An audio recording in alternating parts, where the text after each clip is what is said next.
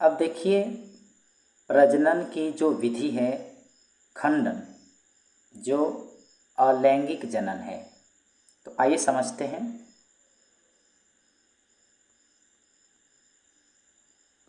खंडन एक अलैंगिक जनन है जिसमें एक जीव विकसित होकर, खंडन में क्या होता है कि इसमें एक जीव विकसित होकर छोटे छोटे टुकड़ों में खंडित हो जाता है। यह टुकड़े अथवा खंड वृद्धि कर नए जीव में विकसित हो जाता है। तो यहाँ कह सकते हैं कि खंडन क्या है, एक अलैंगिक जनन है जिसमें जीव विकसित होकर छोटे छोटे टुकड़ों में खंडित हो जाता है और ये टुकड़े अथवा खंड वृद्धि कर नए जीव में विकसित हो जाते हैं। इस तरह का जनन स्पाइरोगैरा में देखने को मिलता है। स्पाइरोगैरा में खंडन विधि द्वारा जो जनन है देखने को मिलता है। नोट: सरल संरचना वाले बहुकोशिक जीवों में, शरीर जिसकी संरचना सिंपल है, सरल संरचना वाले बहुकोशिक जीवों में खंडन प्रजनन की एक सरल विधि है।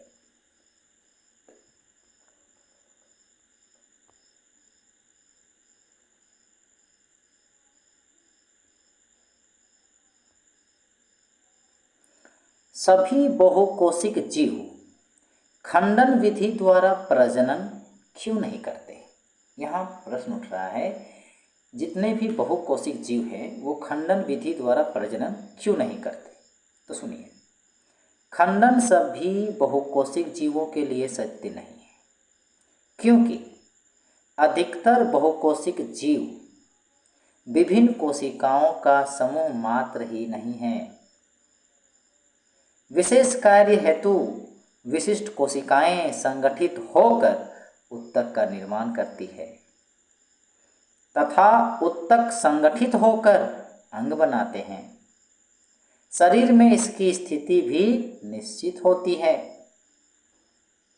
ऐसी सजग व्यवस्थित परिस्थिति में, इस तरह जो सिस्टमेटिक ढंग से जो व्यवस्थित है, ऐसी परिस्थिति में कोशिका दर कोशिका विभाजन अव्यावहारिक है। अतः तब कह सकते हैं कि बहुकोशिक जीवों में प्रजनन की जटिल विधि, मतलब बहुकोशिक जीवों में जनन की जटिल विधि आवश्यक है। क्यों आवश्यक है? क्योंकि ऊपर में वर्णित है, क्योंकि बहुकोशिक जीवों में केवल कोशिकाएं जो समूह में है केवल मात्र यही नहीं है, बल्कि विशेष कार्य हेतु कोशिकाएं संगठित होकर उत्तक बनाती है, उत्तक संगठित होकर अंग बनाती है और अंग की भी अपनी निश्चित स्थिति भी निश्चित है। इसलिए इस प्रकार की जो सजग जो व्यवस्थित है उसमें कोशिका दर कोशिका विभाजन अव्यावहारिक है। इसीलिए बहुकोशिक जीवों में जनन की जटिल विधि आवश्यक होती है।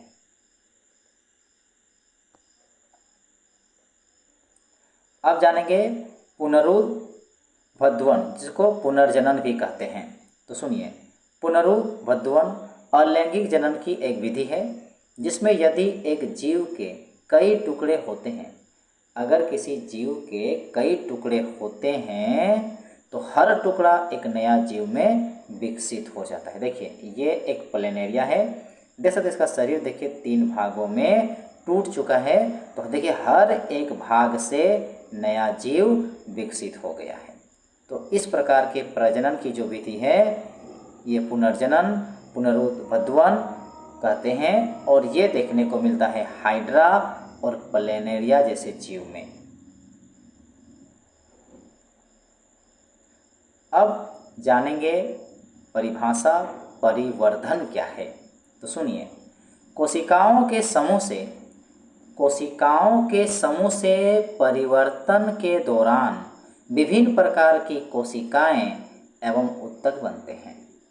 कोशिकाओं के समूह से परिवर्तन के दौरान विभिन्न प्रकार की कोशिकाएं एवं उत्तक बनते हैं। यह परिवर्तन बहुत व्यवस्थित रूप से एवं क्रम से होता है। यह जो परिवर्तन है बहुत व्यवस्थित रूप से और क्रम से होता है, जिसे परिवर्धन कहते हैं। अब हम लोग जनन की अलग विधि जानेंगे जिसका नाम है मुकुलन। मुकुलन एक अलैंगिक जनन प्रक्रिया है जिसमें एक जीव में उभार, जिसे मुकुल कहते हैं, उभार विकसित हो जाता है।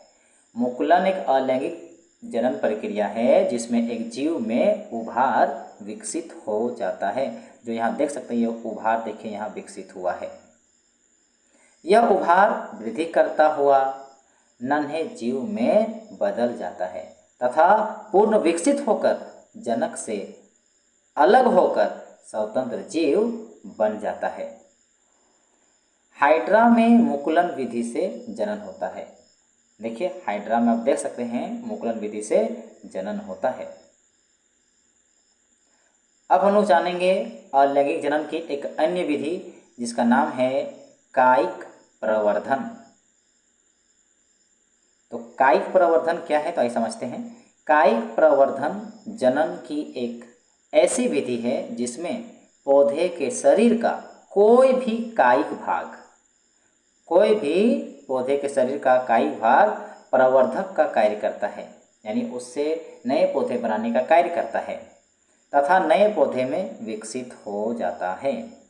मातृ पौधे के कायिक अंग की अगर हम बात करें तो मातृ पौधे के कायिक अंग में जैसे जड़, तना, पत्ती, कलिका आदि से नए पौधे का पुनर्जनन यानी कि नया जन्म होता है और इसे ही कायिक प्रवर्धन कहते हैं या कहलाता है। इस तरह को देखने को किसमें मिलता है? इस तरह की जो जनन है देखने को मिलता है गन्ना में, गुलाब में तथा अंगूर। और भी बहुत सारे हैं परंतु यहाँ हम 3 एग्जाम्पल दिए हैं, गन्ना, गुलाब तथा अंगूर, इसके कुछ उदाहरण हैं। कायिक प्रवर्धन के तकनीक में कौन कौन से प्रक्रियाएं शामिल है तो सुनिएगा। पर्तन, कलम और रोपण, ये कुछ तरीका है, तकनीक है जो कायिक प्रवर्धन की तकनीक में आता है। अब आता है कि कायिक प्रवर्धन के लाभ। कायिक प्रवर्धन से क्या लाभ हैं? कायिक प्रवर्धन द्वारा उगाए गए पौधों में, कायिक प्रवर्धन द्वारा उगाए गए पौधों में बीज द्वारा उगाए पौधे की अपेक्षा पुष्प एवं फल कम समय में लगने लगते हैं। देखिए बीज से जो पौधा तैयार होगा उसमें पुष्प और फल आने में काफ़ी समय लगता है, मगर कायिक प्रवर्धन से जो पौधे तैयार होते हैं उसमें पुष्प और फल कम समय में लगने लगते हैं। यहाँ पर लगते होगा। उन पौधों को उगाने के लिए उपयोगी है। देखिए कायिक प्रवर्धन से उन पौधों को उगाना उपयोगी होता है जो बीज उत्पन्न करने की क्षमता खो चुके हैं। जिस पौधे में बीज उत्पन्न करने की क्षमता खो चुके हैं उसको कायिक प्रवर्धन से उगा सकते हैं और ये उपयोगी है। इस प्रकार उत्पन्न सभी पौधे, इसमें तीसरी लाभ ये है कि कायिक प्रवर्धन से जितने भी पौधे उत्पन्न होते हैं आनुवांशिक रूप से जनक पौधे के समान होते हैं। उसकी जो आनुवांशिकता जो है, उसके आनुवांशिक गुण जो है जनक पौधे के समान होता है। तो ये कायिक प्रवर्धन के कुछ लाभ हुए। अब हम लोग जानेंगे अलैंगिक जनन की एक अन्य विधि जिसको बीजाणु समासन या बीजाणु जनन कहते हैं। बीजाणु जनन अलैंगिक जनन की एक विधि है। इस प्रकार के जनन में बीजाणु का निर्माण अधिकांशतः बीजाणुधानियों में होता है और ये जो बीजाणु जो होते हैं बहुत छोटे होते हैं, हल्के होते हैं और उसके चारों ओर मोटी भित्ति होती है। और जब इसको अनुकूल परिस्थितियां मिलती हैं तो अनुकूल परिस्थितियों में ये अंकुरित होकर नए पौधे को जन्म देते हैं। इसके अंतर्गत जो उदाहरण हैं कवक, मॉस, शैवाल, राइजोपस, इसके कुछ उदाहरण हैं जो बीजाणु जनन द्वारा जनन करते हैं। अब हम लोग जानेंगे उत्तक संवर्धन। तो उत्तक संवर्धन क्या है देखिए समझते हैं। उत्तक संवर्धन तकनीक में, उत्तक संवर्धन तकनीक में पौधे के उत्तक अथवा उसकी कोशिकाओं को पौधे के शीर्ष के वर्धमान भाग से पृथक कर नए पौधे उगाए जाते हैं। देखिए उत्तक संवर्धन तकनीक में क्या होता है, पौधे के उत्तक या कोशिकाओं को कहाँ से, न पौधे के शीर्ष के वर्धमान भाग से पृथक कर, उन्हें अलग कर नए पौधे उगाए जाते हैं। इन कोशिकाओं को कृत्रिम पोषक माध्यम में रखा जाता है। जब उसको अलग कर दिया तो उस कोशिका को कहाँ रखा जाता है? इन कोशिकाओं को कृत्रिम पोषक माध्यम में रखा जाता है, जिससे कोशिकाएं विभाजित होकर, वहाँ पर क्या होता है? कोशिकाएं विभाजित होता है और अनेक कोशिकाओं का छोटा समूह बनाती है, और उन्हीं कोशिकाओं के समूह को जिसे कैलस कहते हैं। कैलस को वृद्धि एवं विभेदन के हार्मोन युक्त एक अन्य माध्यम में स्थानांतरित करते हैं। देखिए, कैलस को वृद्धि के लिए और उसके विभेदन के हार्मोन युक्त, वृद्धि एवं विभेदन के लिए खास हार्मोन में युक्त में मतलब हार्मोन युक्त एक अन्य माध्यम में स्थानांतरित करते हैं। पौधे को फिर मिट्टी में रोप देते हैं, जिससे कि वे वृद्धि कर विकसित पौधे बन जाते हैं। उत्तक संवर्धन तकनीक द्वारा किसी एकल पौधे से, देखिए उत्तक संवर्धन तकनीक से क्या होता है? किसी एकल पौधे से अनेक पौधे संक्रमण मुक्त परिस्थितियों में उत्पन्न किए जा सकते हैं। इस तकनीक का उपयोग सामान्यतः सजावटी पौधों के संवर्धन में किया जाता है।